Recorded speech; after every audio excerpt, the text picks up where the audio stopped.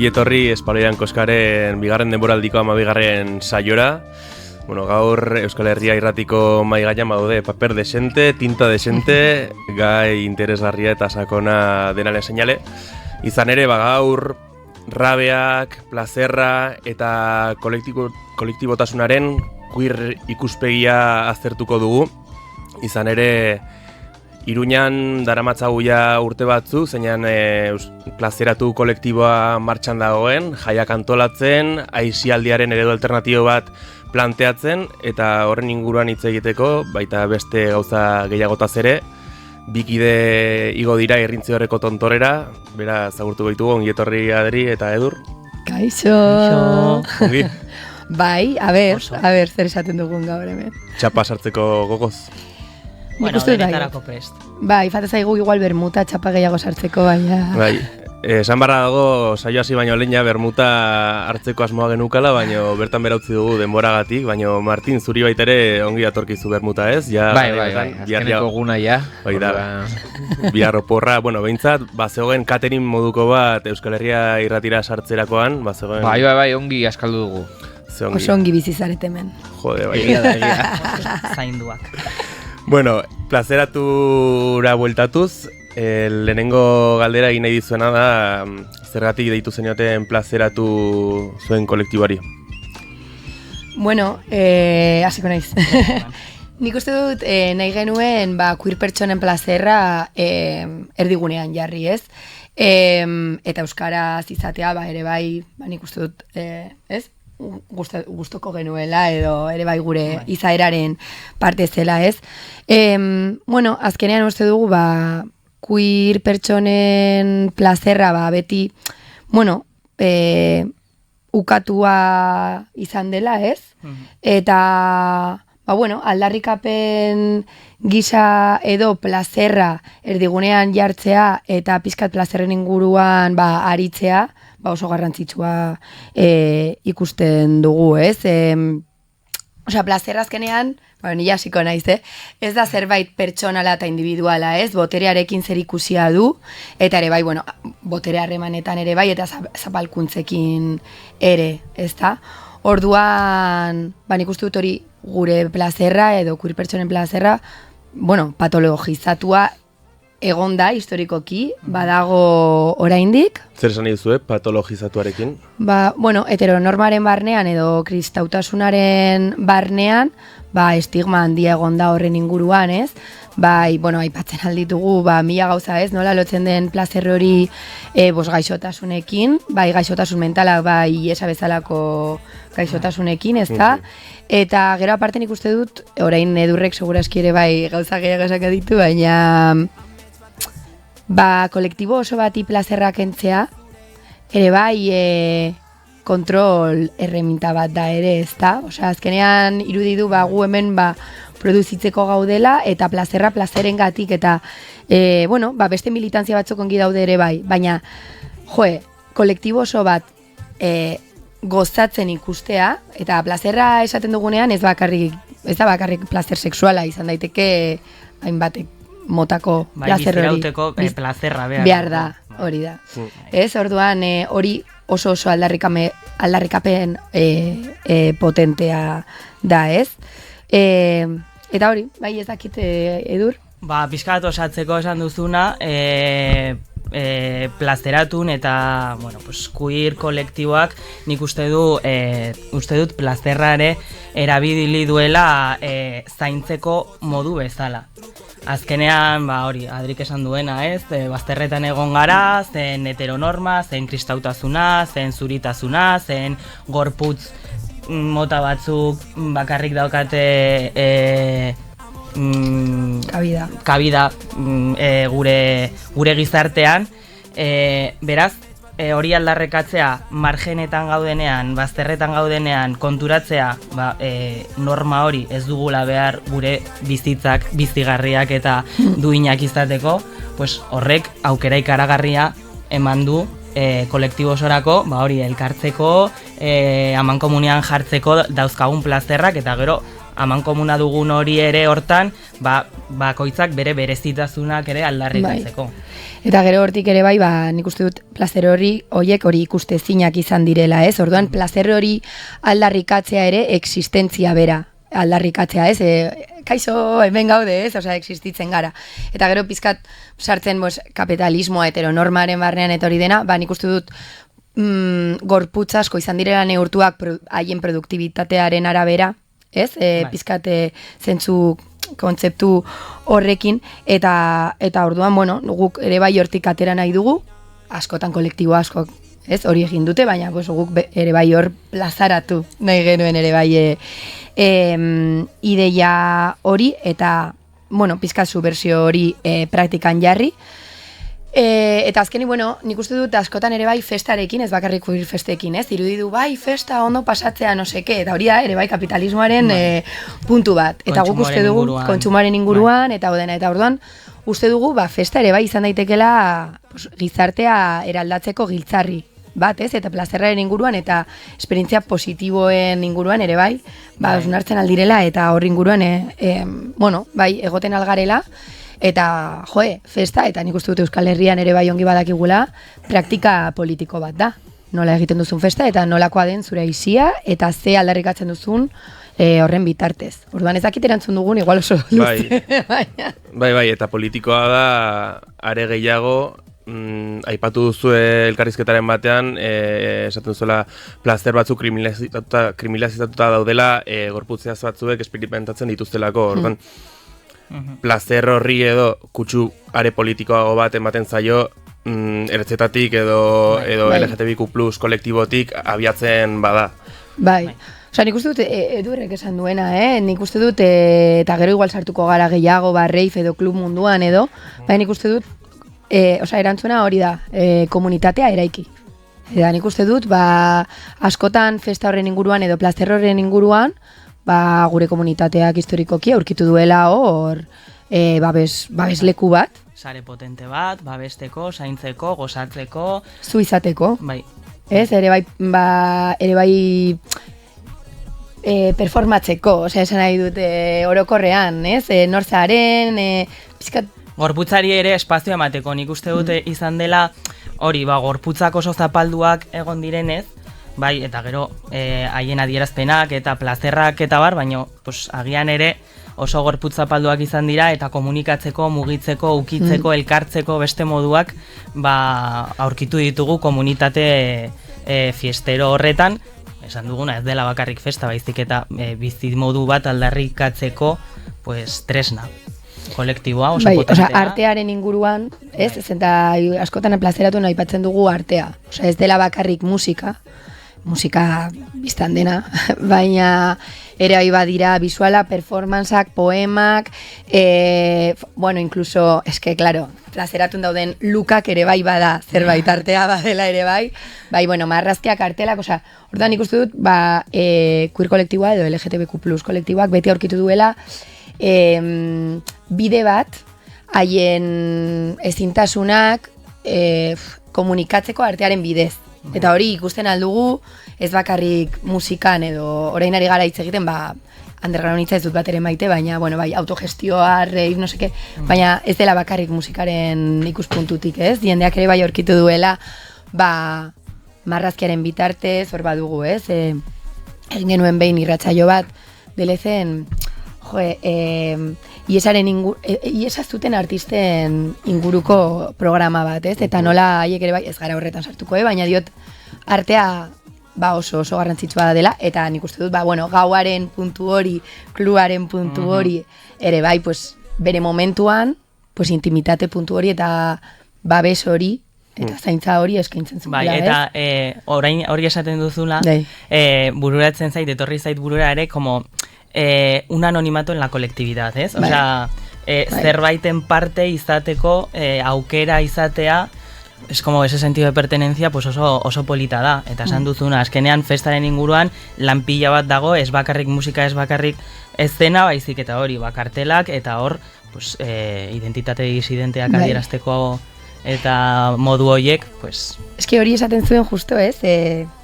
lo de raving de Mackenzie Work, esaten zuen hori, no? Arraro izatea kolektibo batean. Hori da. Osea, ez berdina izatea, arraroa izatea kolektibo batean. Eta hori da pizkat. Goritzen gogu berari buruz, ez, imaginatzen dut. Ez, baina, galdetu nahi nizuen, sartzen gara. Imaginatzen dut, plazerra ez duzuela bakarrik irudikatzen gauean, aipatu duzue plazerra bizitzaren ehuneko handi bat dela eta are handiago izan barko litzateke imaginatzen dut. Beraz ez duzue hortara mugatzen, gauera mugatzen, baizik eta egite dituzue beste gauza asko uerdian, bueno, baduzue hor zinema zozera egiteko, asmoren bat baduzue, ez duzuela bakarrik gauera mugatzen edo klubera mugatzen esan nahi dut. Baina plazerra da zuen plangintzan zentralitatea hartzen duen gaia, eta galditu nahi nizuen, ea zergatik nahiko argi gelditu da, baina uste duzue zergatik du garrantzi gehiena zuen plangintza politikoa edo aurrera emateko plazerrak eta ez beste edo zein erakustaldi hitzaldiak bezala edo zergatik hartzen du zentralitatea horrek gehien batean? Osea, nik uste dut gauza guztietan dagoela plazerra. Osea, hitzaldi batera joatea ere bai plazerra izan daiteke. Osea, guk pixka bat plazerraren inguruan zentratzen gara, baina bueno, beti gabiltza, ez bakarrik militantzian, baina orokorrean intersekzionalitate horietan, ez? Baina, bueno, ere bai da, non jartzen dugun, bueno, kontua da, non jartzen dugun, atentzioa hasiera-hasieran, ez? Eta, bai, hori esan bezala, ese me ha ido toda la olla. Vale, osea, ni ez dakit, baina niri etorri zaidan aburura da hori, plazerra da gure bizitzetan zeharkatzen duen gauza, osea, holistiko bat, ez? En plan, ez da bakarrik gure desirekin lotuta, en plan, erotikoak edo espresatzeko moduak, baizik eta, sarea sortzeko zainduta sentitzeko, nire grinak desirak, bizi desirak betetzeko, motor hori plazerra da. Azken finean nik uste dut ere gizarte moduan eta izaki bizidu moduan evoluzionatu garela plazerrari esker. Osea, ja jateak, total. Pues como que nos produce placer, ez? Beraz, horrek ere biziraupena. Militantziak incluso ere, ez? Bai, ere bai. Baina hori komunitatea da ere bai. Hombre, niri plazerra asko ematen dit jakiteak que hay un grupo de gente igual de perturbada que yo. Que no ez duela nahi gizarte kapitalista, kontsumista, rasista, machista, fascista honetan parte hartu nahi eta hori untxitu nahi duela. Eta hori, eta esan behar nuena lehen, hori que se me ha ido, baina askatasun kontu bat dela. ¿Ez? Osea, plazerra, porque sí. ¿Por qué? Porque sí. Osea, esan nahi dute, es que ez dizu justifikatu behar, no zuri, Dios, osea, zergatik nahi dudan, porque puedo, porque quiero, nahi dudalako, eta punto, ez? Eta behar dugulako, gainera, eta nik uste dut, egia da, askotan egon dela, bai palestran edo mai gainean, normal den bezala, beste aldarrikapen batzuk, superzilegi eta behar direnak, ez? Baina, niri oso interesgarria egiten zait, jartzea gure ongizatea, baina ez ja como biziraupena, en plan, no nos tiréis piedras, ez, osea, gure plazerra. Osea, nik ez da bakarri nahi dudala atera kaletik, eta ez izan, violentatua edo, ez ere bai nahi dut, nire plazerra garatu. Eta eski hori da, esan duena edurrek, aurrera jarraitzeko motorra. Osea, zentazkenean, eta zoriontxo izateko aukera bat. Eta nik uste dut, eske sistemaren aurka joateko ez dago beste goza oberik, ez? B klasekoek edo queer pertsonek edo eta ez? Bazterretan dauden pertsona horiek zoriontxo izatea. Ez eta plazerra eukitzea. Eta ez izatea zerbait produktibista hor. Ordan guretzako eske bada, eske izan behar du zentroa eta izan behar du zutabe bat. Eta nik uste dut ere bai gainera ja sartzen bizkat plazer sexualean, oso estigmatu izatuak egon gara kontestu, osea, plazer sexu erotiko horretan. Orduan, horrek ere bai badu sekulako impactua. Eta gainera... Osea, eske nahi duten enrollatu hemen batekin eta hori nere plazerra, o bostekin, oke? Eta nik uste dut ere horrek lehen aipatu duzuna moral kristauarena, pues ere hausten du eta zizeteroei produktibitate horretan daudela, en esa rueda de haiei ere, pues les ha venido genial. Osea, barkatu, baina guk ere imaginarioak zabaldu ditugu, pentsatzeko moduak ere zabaldu ditugu, eta hori guztiontzat da, ez bakarrik queer pertsonantzat. Bai, egia da, Osea, orain igual askiago zarete guri esker, edo aurreko queer pertsonei esker. Bai, totalmente. Totalmente. Uzena zaituzet hemen podcasta egiten bazen entzutera Marusak pixka bat, Tuli.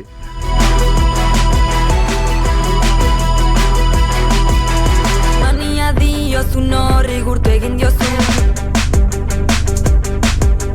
gure kontzertuetan orain eskutatu beti publiko berbera hauek hitz egin dute edanen nuke sentitzen dudala baino ez eske ez dut sentitzen hainbeste ordu galdu ditut ganimena izaditu bat erukak korrazten baina gehiago zuria azaltzen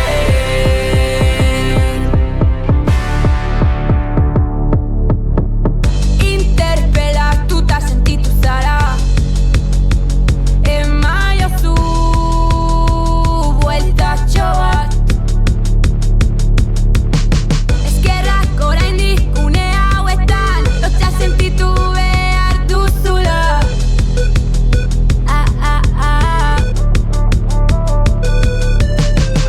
orain taldean destakatu nahiean Hementxe jarraitzen dugu plazeratuko... Opa Marusa. Opa Marusa. Aipatu duzu elkarrizketaren batean ere,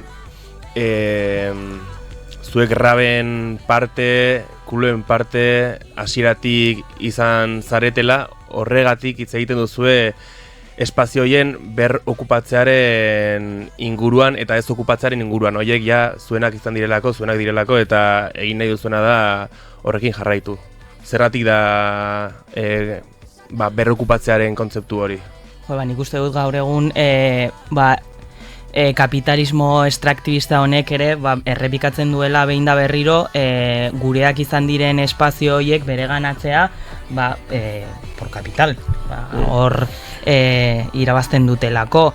Ze gertatzen da gaur egun gentrifikazioarekin. Osea, pues marginalizatuak izan diren lurraldeak, zonaldeak hartzen dira, eta hori de repente balio ekonomiko bat ematen zaio, y de repente botatzen zaituzte berriro bazterretara, eta gauza da hori ez, bazterretan sexu genero movida honetan geuden pertsonok gure lurraldeetan ere, gure hirietan bazterrak okupatu ditugu, agian kapitalismoari ez zitzaien interesatzen.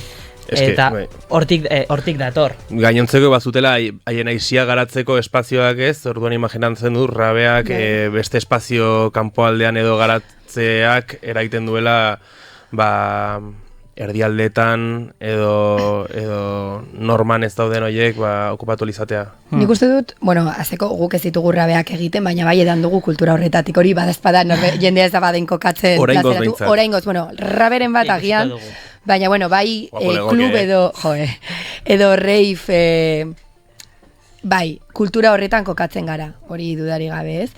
Baina, eske hau da pizka bat, nik ikusten duena eta horregatik ez birrokupatu eta hori dena, badago aisi mota bat. Eta orduan, hori, gero igual sartuko da gara, baina 80ko hamarkadaren bukaeran, 80 hamarkadaren hasieran, hor, hasten dira pertsona batzuk, bazterrean daudena, marginalizatua daudena, haien artean, antolatzen, raving edo klub edo dena delakoa. Zenta ez zuten hori, ez? Eta babesleku hori egiten.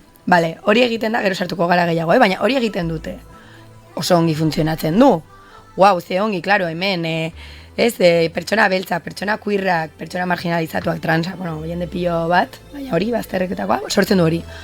Orain, modan jartzen da, modan edo jendeari gustatzen zaio rollito hau, eta orduan bapatean merkantilizatu egiten da, borroka bat bezala sorturiko gauza bat. Badakit hau ez dela bakarrik gertatzen honetan, baina bueno, eta bapatean, irudi teknoa ja dela zisetero txuri batena dagoela lehenengo filan pastilla batekin dantzatzen txumbi-txumbi, eta edo rabe bat dela, ez?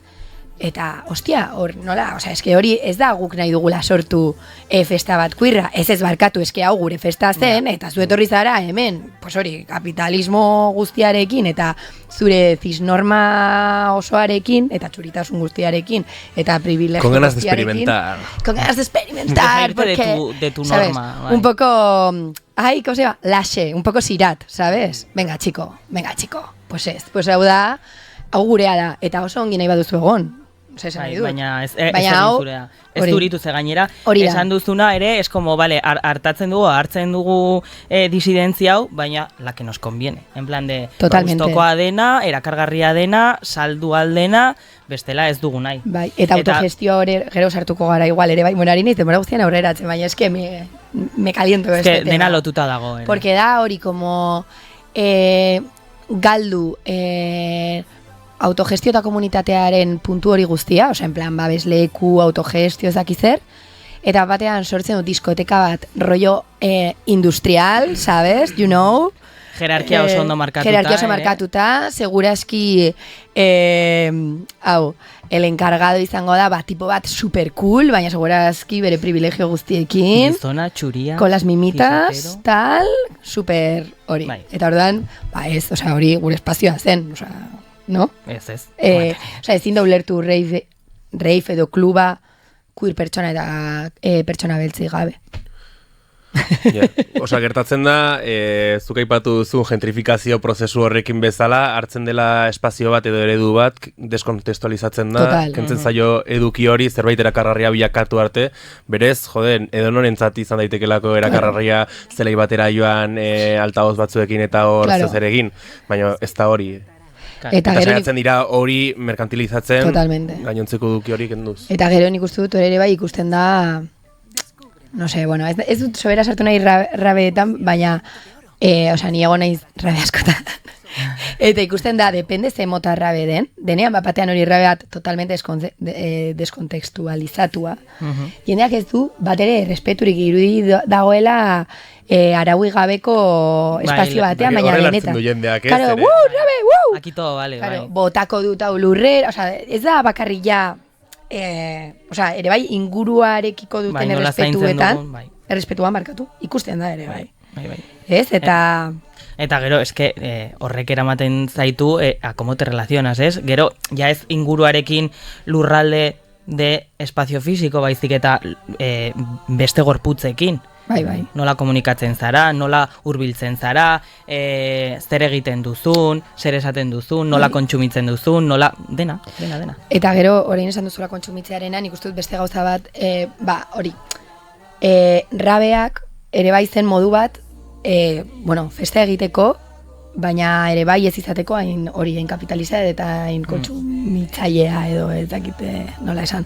Eta guk hori pizkat berreskuratu nahi dugu zente irudi festara joateko, ez kontsumitu behar duzula, ordaindu behar duzu, ez dakizera, eta ere bai bada, ez autogestio horretan eta mugimendu horretan, ere bai hori, ez izatea kontsumorako, ez? Ere bai, gero ordaindu beharko duzu zure kaina plazeratura etortzen baldin bazara, obviamente.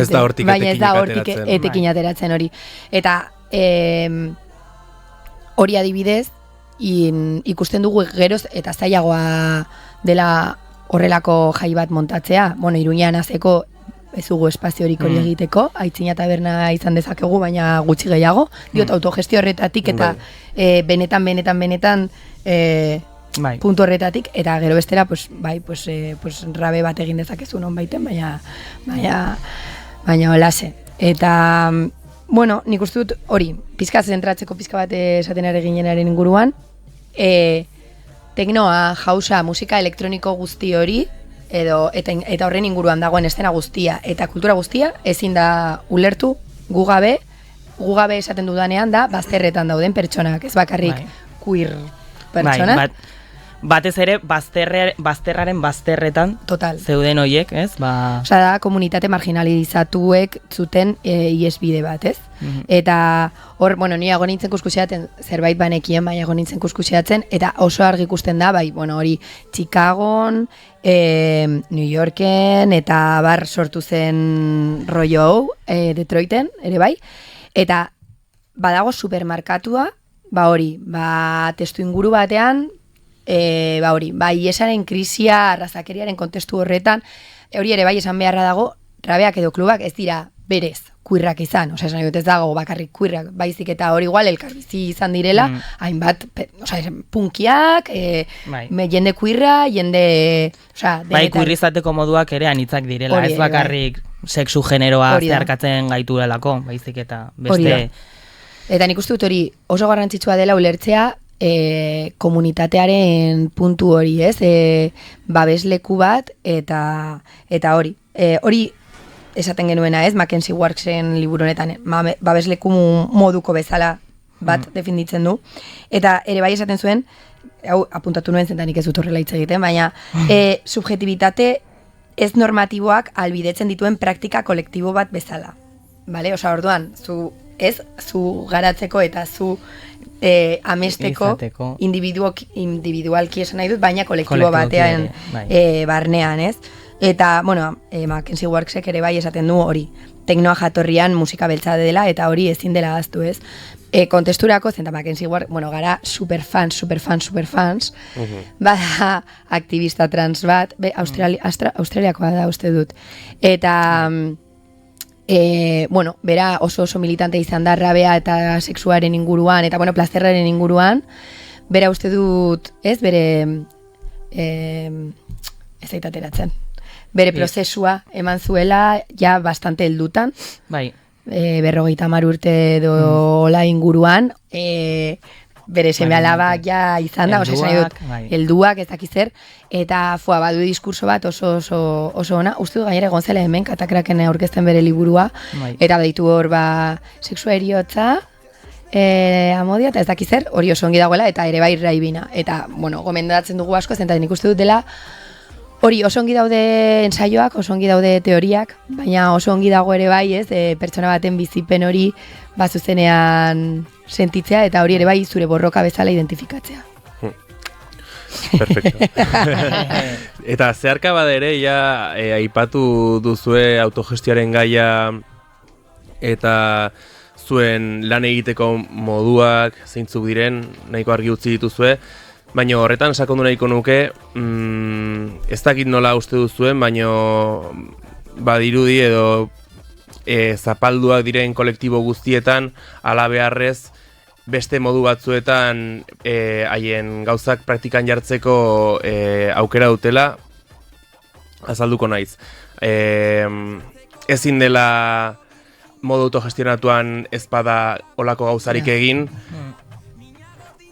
hortik etekinik edo ezin denez atera, ez da honen erreditu ekonomikorik, hori modu horretan egitera behartuta zaudetelako modu autogestionatuan, eta iristen bada momentu bat zeinetan etekinak ateratzen aldiren, egongo da norbait, zuek lehen esan duzen bezala ez, edukiak kendu eta bereganatuko duena. Baina oraingo zuek daukazuen aukera bakarra modu autogestionatua da. Orduan, alabeharrez borrokak zeharkatzen direla zuen ibilbidean, ez? Ez dela bakarrik kuirren gaineko zapalkuntza, baizik eta hori ere nahazten dela horrela delako beste gauza askorekin. Bai.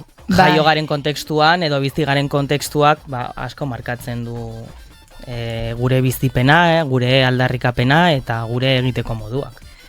Bai, eta nik uste dut autogestioa badela dugun aukera, baina ere bai da gure autua, Osa esan nahi dute... Bai, egin genezake beste modu bate. Baina igual edukia galduko luke, pixka bat. Bai, baina oso modan baldin bazaizu. Ja, bueno, bai, karo, baldin bazaizu, bai. Zu jarri dezakezu queer jaialdi badela eta gero, jo que claro, o sea, lo que vende eta gero... Eta gero ala ere nik uste dut boteretze ariketa bat dela ere. Osea, ez dela bakarrik... Osea, eske... Juk nahi dugu izan hor boterea esaten dudanean da, pues, egitarauaren inguruan, lekuaren inguruan, prezioen inguruan, bueno, guztiaren inguruan, orduan, eske esango nuke plazeraturen zutabe potente bat, autogestioa dela, eta autogestioaren barnean komunitate kontzeptu hori, eta berriz ere errepikatuko dugu, baina hori kapitalismoaren formatik ateratzeko aukera da, eta esan bezala lehen, festa politikoa da, ordan festa antolatzeko modua. Eta antolatzeko esan nahi dut, bai egitaraua, baina baitere bai nondik sortzen den ideia, nola gestionatzen den, nola zeharkatzen du ere horrek edo ideia hori kolektiboan, nola ematen diren erabakiak, nola ematen den komunikazioa, eske lan hori ere nik uste dut, beste formatu batean ez dela zaintzen, ez dagoela, eta zuzenean hori, estruktura hori eta jerarkia hori. Eta festa gainera ez dugula egiten festa egiteagatik. Osea, justo guk nahi duguna adibidez da horren bitartez, bueno, pues oasi txikiak sortu, baina gero ere bai, nik uste dut pedagogia asko egiten dela festa giroan ere bai. Eta, bueno, hori, esan bezala, egiteko moduak, hori, ez da garela DJ kolektibo bat. Osea, en plan, DJ kolektibo bat gara eta montatzen dugu festa bat ezakin non. Ez da hori. Osea, bada komunitatea egiteko modu bat, zenta adibidez, jo kese. Autogestioan egiten duzunean, lehenengo taldean zaude, antolatu behar zara, no seke, baina gero igual.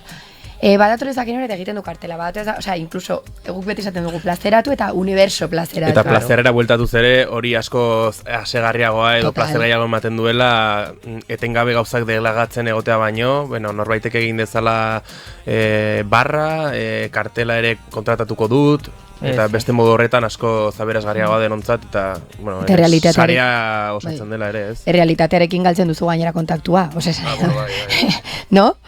Bai.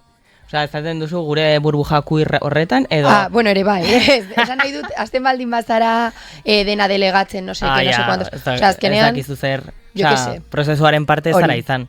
Osea, guk badakigu barre egiten, badakigu tela batzuk jarri hormetan eta super cozy bihortu Garazi taberna. Badakigu, osea, garbitzen ditugu aintzinako komunak, eta gero ere bai, bagoaz, Divinas de la Muerte dantzatzera, osea, esan nahi dut. Dena, eta gustoko dugu hori, eta hori da gure lana. Eta Euskal Herrian, askoz queer erakustaldi gehiago egon dira, gaztetxe askotan, zuek parte izan zaretenak, bururatzen zait orain Baxena Farren egon zaretela, eta beste Bizkaialdean, Lentzian. Nola kokatzen duzue zuen borroka hau edo Euskal Herriko testu inguruaren barruan? Ze presentzia duela uste duzue? Edo nola, bueno, justo horintxe bertan ari gara ere Labar eta Marusak entzuten. Nik uste dut, pizkat lehen esan duzuzuk, Martin, nola esan duzu, osea, kolektibo batzuk ez dugutela beste aukerarik, ez? Autogestiorako edo bere aldarriak plazara eramateko. Eta nik uste dut, Euskal Herria herri okupatu bat denean, hemen ikasi dugula, yo me lo guiso, yo me lo como, pizka bat hori, ez? Estatua ez da laguna. Ez da laguna. Eta, auzolan hitz hori nik beti aipatzen dut, ez? Hemengoa ez den jendea beti da, eske badugu hitz bat, osea, en plan, ez? Eta nik uste dut zerbait praktikamente kulturala dela, ez? Nik uste dut horrela, bere, obviamente gauza txarpila bat ditu. Sistema baten barruan gaude, azkenean herri zapaldua, eta zapaldua porkien, hori, bai, osea, invisibilitate hori ere bai badu Euskal Herriak berak, ez? Orduan ikuste dut hori oso ohituta gaudela hemen, ez? Antolakuntzara, aldarrikapenera, autogestio. Ni hori itzen etorri zirean, Sevillako lagun batzuk txosna batzuetara eta esaten zuten. pero esta gente está aquí gratis. Eta, osea, bai, pasada bat nire gertatzen zait. Nik hain barneratuta daukat, eta hori nire kontekstuaren parte da, eta zerbait como que zeharkatzen hauena tan profundo, que yo hay veces que no lo pienso. Eta etortzen dira kanpoko jendea eta flipatzen dute en plan de, nola? Askotan, Espainiara eta Frantziar metropolitatik datorren jendeak uste du, hau, herrialde atzeratu bat dela edo lako zerbait, baina... Ez. Bueno, ez. Atzerakoi. Bai, o sea, es que nik horret... Ai, barkatu. Es que hablo mucho, Edu. Bai. Ez hori que... O sea, nik uste dut, herri mugimendu super solido bat dagoela hemen. Bai, ez da, obviamente, ahaztu behar, herri mugimendu honen barnean, eman direla, ematen direla, hainbat motatako erasoak. Hori argi dago, eta hori ere bai argi utzen daiko nuke. Eta hori landu behar dugu ere. Eta, baina uste dut ere, sekulako lanketa egin dela hor. Eta ni ja naizela vieja bat, pentsatzen dut eta esaten dut, ostia, ez du zer ikusirik nik bizitako edo existitzen zen herri mugimendua. Nik 16 urte nituenean edo orain, ez? Eta hor adibidez, pues ikusten aldugu, ezke justo aurrekoan aipatzen genuen, ikusten duzu, zera gazte mugimendua, itemeaz, porque da gays and girls total. Sorri, baina ari gara zuen herria aurrera eramaten, bale, txikiz? Lehen esan duguna, gure aldarrikapenak izan dira guztiak. Totalmente. Eta gero, pues, Marusak, aipatu duzu ere bai Marusak, Marusak bezalako daukagu Marusak, badugu Posidonia dela, Posidonia eta Izemin, baditugu pila travesti, eta hostia, zergatik ematen da inbeste hau Euskal Herrian? Herri mugimendua dagoelako hor, eta nik uste dut ere bai hor espazioa aurkitzen dugulako, edo aurkitu izan dugulako. Bai, igual Euskal Herrian existitzen dira egitura batzuk, zeinak edozein aldarrikapen aurrera emateko ja oinarri bat ematen dizuna, ez? Beste toki batzuetan aurkitu daitezke askoz isolatuago edo oinarririk gabe, hemen behintzat beti egon. Osea, segurazki sentituko ziren, bere momenturen batean, eta hori argi esan behar da, osea, eske, bai, ez dut ez da ere, como Mr. Wonderful izan, eta ez da egia, Baina bai, osea, ni konparatzen dut beste kontestu batzuekin, eta uste dut Euskal Herria badela, eta gainera orain, jo, estoy living, zenta super modan daude gure drag maravillosa guztiak agertzen dira EITB-ko programetan, osea, irudi dela como... Baina eske, zuadakizu zegi garrantzitsua den, bueno, hemen ere bai badugu, ez, flop kultura, albina bezalako pertsona bat egotea hemen, eta egotea EITB-en, eta gero korrikan parte hartzeak. Eta esposizio horrek eman dio ere sekulako kaina. Claro, osea, lanketa potentea da hori ere, ikusgarri izatea, egotea, egunero. Eta zure bizitza, osea, azkenean, kuirra zarenean eta kuirrez normatiboa, zentesan nahi dut, ni badakit privilegioak ditu dala adibidez. Osea, jendeak ez dakit, nik zeiate dudan etxean, ikusten hauenean, baina badago beste jende bat, bakarrik existitzarekin, ja ikusten dela, ez dela norma horretan sartzen. Eta pertsona horiek, osea, eske, politikan bizi dira, eske bere existentzia hutsa diot bakarrik egotea, ordan hori drag hauek edo jende pilo bat. Baina telebistan egotea ezak izan, ostia, da autu oso potente bat.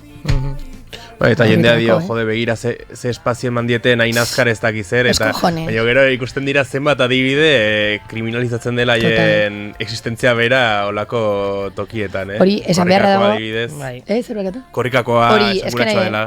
Hori aipatu nahi nuen, ya me callo un rato, flipantea dela, osea, ateratzen dira, gure drag maitiak errepikatzen dut berriz ere, hartzen dute kilometro bat, eta bapatean, un montón de comentarios tipo, hau ez da euskeraz gainera, que eso porque a mí el facha pues bueno. Gero eta gehiago ikusten ari naiz ere, bai. Osea, es que, bueno.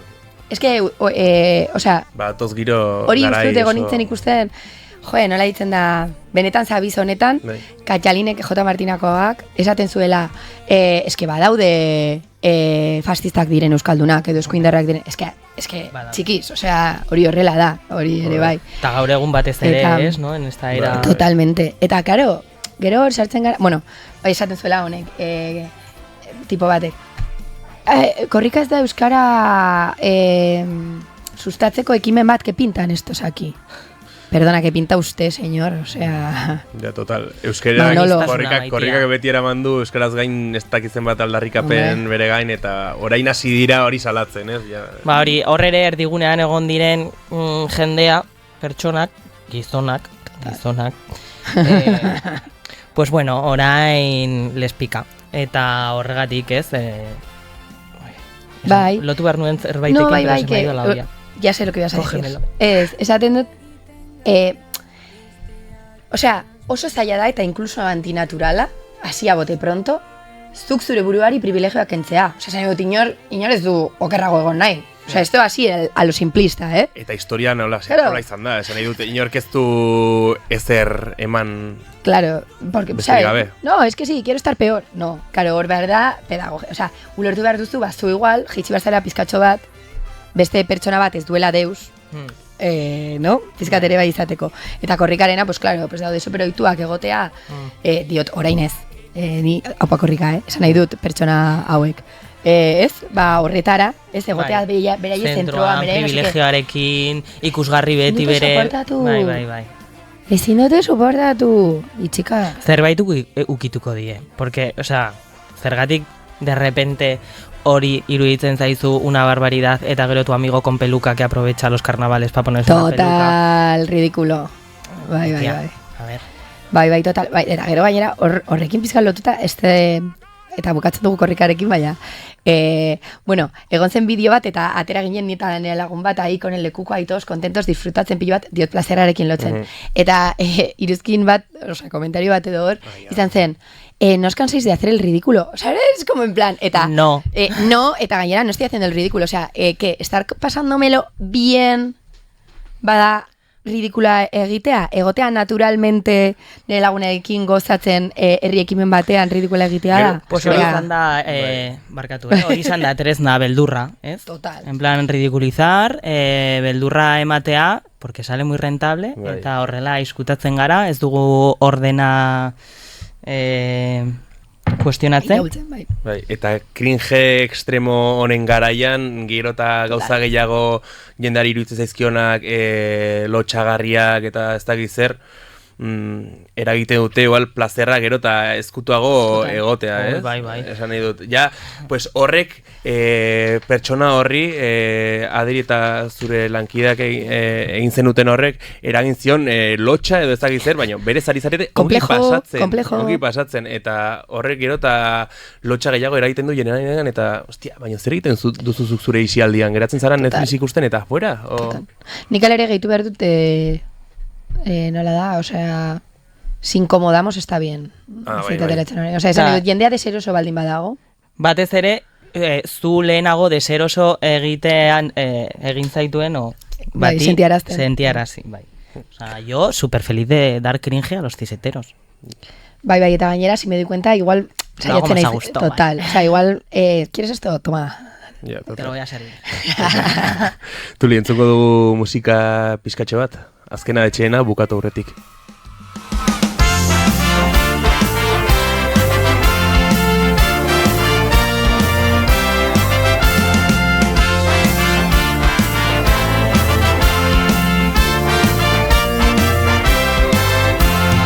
Kolorea gure bidea, argiak dira itzalgabeak, laguntzen nautea dizkidek, celebretara gabeak. Biotzak dantzan joan barrena, nahi dugun mundu hau aberatzena. Ez gaitezen sentitu aulenak, dantza hau ez da izango azkena. Eta, bueno, rato oso placentero, esan daiteke? Bai. Plazereatzen gaude, bentxe. Plazeratzen. Ratiko hau eta gero ja azken galdera bat botako dizuet, eta egia da erantzunkizun asko daukazuela zuen jaiak erosoak izan daitezen, eta hori abiatzen da egin handi batean oholtzan eskaintzen duzuen gorputz hoiengatik. Hortik abiatzen da, gero oholtzaren azpian gertatzen den guzti hori aurrera eman izateko. Eta zentzu horretan galdetu nahi nizuen Iruñerrian zer modu edo zeharrera aurkitu duzue hemengo DJ-engatik eta nolako izan den dinamika hori plazeratu eta hemengo DJ-en artean. Nik aipatu nahi nuen hola bi hitzetan, bueno, harrera oso ona, porque somos muy bajas, ez baina bi hitzetan, gerez eta DJ disidente edo emakume gehiago daude, baina nik uste dut fokoa jarri behar dugula horrez, ze formazio behar da DJ-a izateko, nori eskaintzen zaio aukera hori, nori impulsatzen zaio DJ-a izateko. Eta nik uste dut hor ez plazeratu ere bai, baina bai instituzioek, bai festival handiek, bai salak edo badutela sekulako erantzunkizuna horretan, eta sustatu behar dutela haien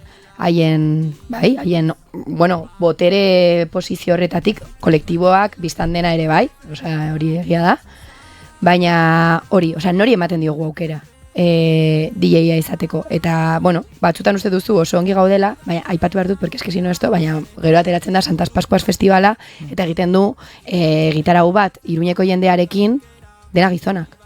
¿Zenbat artista zien? 14, 15, ¿qué me estás contando, tronco? ¿Qué me estás contando? Bai.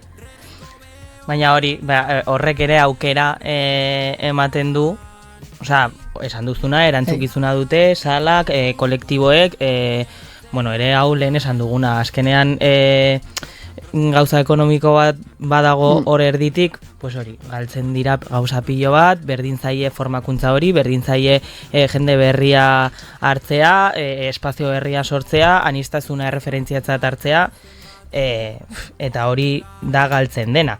Baina, alde positiboa da, amorru hori, guri antolatzeko indarrak ematen dizkigula, eta gero espazio politak sortzeko aukera ere, ez? De repente, bederatzi artista disidente eta emakume etorri ziren ni Santas ni Pascuas egitera, eta hor goztatu genuen pilo bat. Eta gainera, lehen esan duguna, ez? Espazio hori ez da bereziki queer, bai da queerra, baina esan nahi dudana da, ez dugula bakarrik queer pertsonak hartatzen, en plan de, denei, eres queer, sartzen zara, ez da horrela, baina bai, sortzen da giro bat, non queer nortasunak zentroan jartzen dira, eta gozatzen dute eta dantzatzen duten nahi duten moduan, eta hor ere nik uste dut zaintza potente bat dela.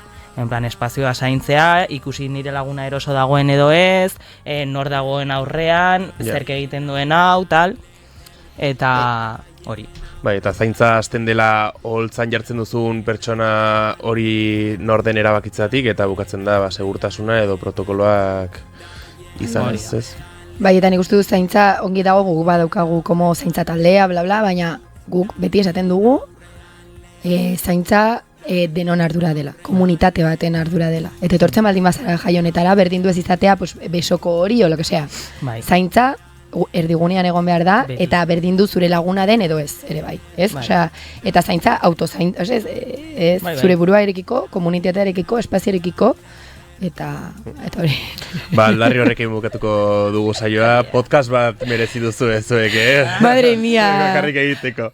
Mila esker hona etortzatik, Edur eta Aderi, placer bat izan da. Mila esker zuri. Berdin gonbidapenagatik eskerrik asko. Eta, mila esker entzule zuri ere, Martin zuri ere, eta hurrengo saioan ikusiko dugu elkar. Aio!